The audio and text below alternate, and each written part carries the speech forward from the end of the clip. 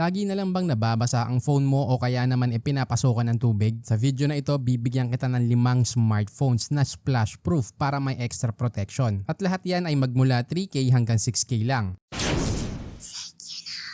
Una, ang Tecno Spark Go 1. May 6.67-inch HD Plus IPS LCD, 263 ppi, 120Hz refresh rate at IP54 water and dust resistance. Naka-Unisoc T615, Android 14, 4GB RAM, 64GB storage at expandable hanggang 1TB. Naka 13 megapixel main camera, 1080p video recording at 8 megapixel front camera. Idagdag mo pa ang DTS dual speaker side-mounted fingerprint sensor, 5000 mAh battery at 15 watts charger. Maganda ang display nito especially dahil sa 120Hz refresh rate na makakatulong sa smooth scrolling. Good option to para sa mga budget conscious users. Yung Unisoc T615 processor, expect mo na ang basic performance pang araw-araw. Kaya bagay to sa mga casual users lang. Pero kung heavy gaming or multitasking, hindi ito sapat. May SRP na 3,879 pesos. Ang susunod naman ay ang Vivo Y03T. May 6.56-inch HD Plus IPS LCD, 269 ppi, 90Hz refresh rate at IP54 water and dust resistance. Naka-Unisoc T612, Android 14, 4GB RAM, 64GB storage at expandable hanggang 1TB. May 13 megapixel main camera, 1080p video recording at 5 megapixel front camera. May 5000 mAh battery at 15 watts charger. Kahit na mas maliit ang display, maganda pa rin ang performance ng Vivo Y03 dahil sa 90Hz refresh rate. Mataas din ang speaker volume, so perfect to sa mga mahihilig manood ng videos.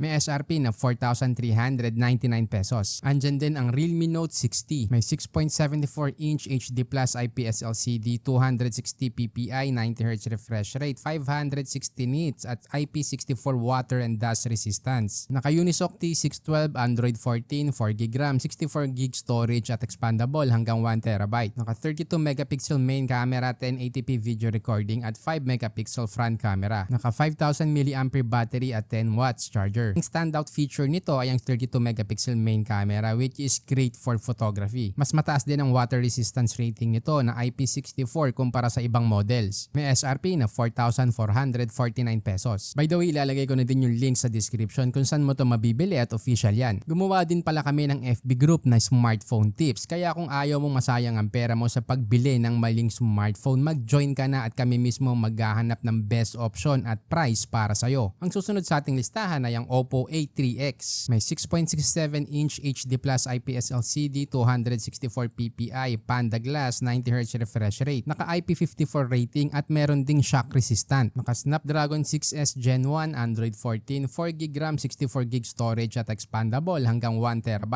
May 8 megapixel main camera, 1080p video recording at 5 megapixel front camera. May 5100 mAh battery at 45 watts charger. Meron tong solid performance dahil naka Snapdragon processor. May SRP na 5,199 pesos. Ang susunod naman ay ang Vivo Y18. May 6.56-inch HD Plus IPS LCD, 269 ppi, 90Hz refresh rate at IP54 rating. Naka Helio G85, Android 14, 6GB RAM, 128GB storage at expandable hanggang 1TB. May 50 megapixel main camera, 1080p video recording at 8 megapixel front camera. May 5,000 mAh battery at 15 watts charger. Bagay ito sa'yo kung photography ang hilig mo. May SRP na 6,499 pesos. Ngayon ang tanong, ano nga ba dyan ang dapat mong bilhin? Kung best for photography ang Vivo Y18 dahil sa 50 megapixel camera nito, perfect para sa mahihilig mag-photo. Para naman sa best budget option, ang Tecno Spark Go 1. Panalo to para sa mga taong naghahanap ng basic features at magandang display sa abot kayang halaga. Kung best for light gaming naman ang hanap mo, andyan ang Oppo A3X. Dahil sa mga nabanggit ko, ito na yung may pinakamalakas na chipset. Ginawa ko nga pala ang tech dahil sa dami ng smartphones na lumalabas ngayon, napakahirap nang mamili. Kaya dito sa channel kami mismo nagre-research para malaman kung anong device ang pinakasulit para sa budget mo. Pero para makagawa pa kami ng ganitong content, kailangan din namin ng suporta mo, kaya huwag kalimutang mag-subscribe, i-like at i-share ang ating video.